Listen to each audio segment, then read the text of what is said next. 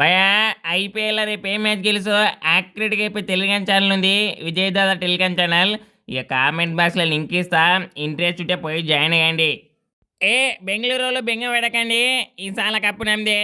ఒక్కొక్క టీంకి కుర్చీ కుడకలు తీస్తా. ఇక పాత విరాట్ కోహ్లీ ఏందో చూపిస్తా ఒకరికొకరికి.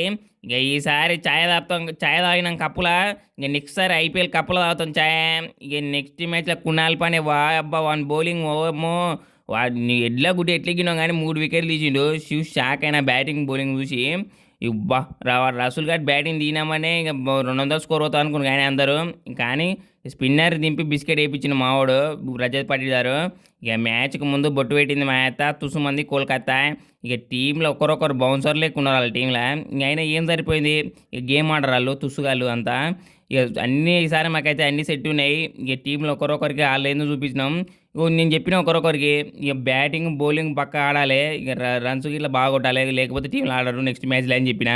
ఇక అట్లే అన్నారు. ఇక టిక్కు బ్యాటింగ్ ఆడితే టీంలో ఉన్నారని చెప్పిన. ఓకే అన్నారు. ఇంకా ఈసారి అయితే ఇంకా ఐపీఎల్ కప్ మా కోసం ఎదురు చూస్తుంది. 18 ఏళ్ళ తర్వాత ఐపీఎల్ కప్ కొట్టబోతున్నాం చూసుకోమల్లా.